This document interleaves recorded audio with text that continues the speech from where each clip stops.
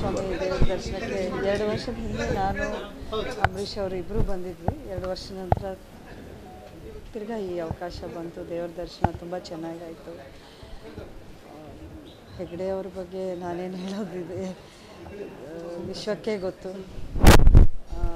ಅಂಬರೀಷ್ ಅವ್ರಿಗೆ ಅವ್ರ ಮೇಲೆ ತುಂಬಾ ತುಂಬ ಗೌರವ ಆಯಿತು. ಅದ್ರ ಬಗ್ಗೆ ಅವ್ರು ಹೇಳ್ತಾಯಿದ್ರು, ಅಷ್ಟೊಂದು ಪ್ರೀತಿ ಅಭಿಮಾನ ನನ್ನ ಮೇಲೆ ಇಟ್ಕೊಂಡಿದ್ರು, ಒಳ್ಳೆ ಮನುಷ್ಯ ಅನ್ನೋ ಮಾತು ಹೇಳಿದ್ರು.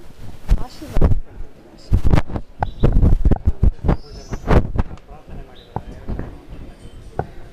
ಪೂಜೆ ಪ್ರಾರ್ಥನೆ ಮಾಡ್ತೀವಲ್ಲ. ಏನು ಪೂಜೆ ಮಾಡಿದ್ರೆ?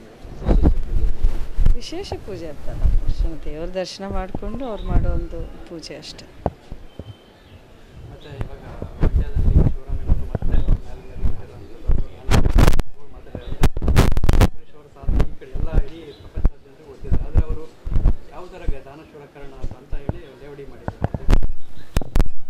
ಇವಾಗ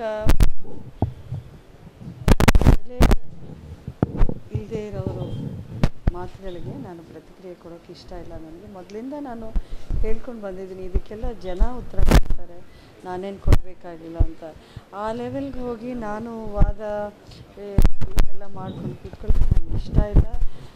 ಆ ಸಂಸ್ಕಾರನೂ ನಮ್ಮದಲ್ಲ, ಅದು ಆ ಸಂಸ್ಕಾರ ಅವ್ರಿಗೆ ಬಿಟ್ಟಿದ್ದು. ನಾನು ಮೊದಲಿಂದ ಅದನ್ನೇ ಹೇಳ್ಕೊಂಡು ಬಂದಿದ್ದೀನಿ. ಅವ್ರು ಏನೇ ಮಾತಾಡಲಿ ನನಗೇನು ಚಿಂತೆ ಇಲ್ಲ. ಜನ ಇದ್ದಾರೆ, ಅವರೇ ಉತ್ತರ ಕೊಡ್ತಾರೆ. ಇನ್ನು ಹೆಚ್ಚಾಗಿ ವೇಟ್ ಮಾಡೋದು ಬೇಕಾಗಿಲ್ವಲ್ಲ. ಒಂದು 16-18 ದಿನ ಇದೆ, ಜನ ಕೊಡ್ತಾರೆ.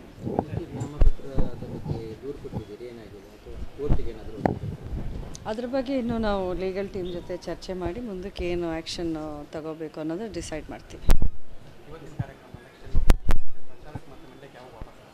ನಾಳೆಯಿಂದ ಮತ್ತೆ ಪ್ರಚಾರ ಶುರು ಆಗುತ್ತೆ. ಇವತ್ತು ದರ್ಶನ್ ಅವರು ಅವರ ಪ್ರಚಾರವನ್ನು ಪ್ರಾರಂಭ ಮಾಡಿದ್ದಾರೆ ಶ್ರೀರಂಗಪಟ್ಟಣದಿಂದ. ಸೊ ನಾಳೆಯಿಂದ ದರ್ಶನ್ ಜಾಯ್ನ್ ಆಗ್ತಾರೆ, ನಾವೆಲ್ಲರೂ ಪ್ರಚಾರ ಮಾಡ್ತೀವಿ.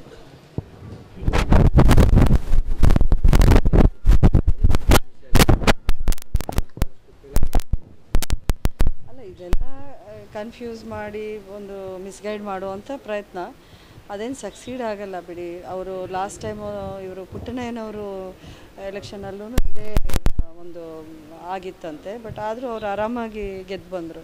ಸೊ ಹಾಗಾಗಿ ನೋಡಿ, ಈಗ ಜನಕ್ಕೆ ನಾವೇನು ಪರಿಚಯ ಇಲ್ಲದೆ ಇರೋ ಇದಲ್ಲ ನಮ್ಮದು ಪ್ರೊಫೈಲ್, ಎಲ್ರಿಗೂ ಗೊತ್ತು ನಾವು ಯಾರು ಅಂತ. ಅಷ್ಟು ಈಸಿಯಾಗಿ ಅವರೇನು ಮೋಸ ಹೋಗಲ್ಲ.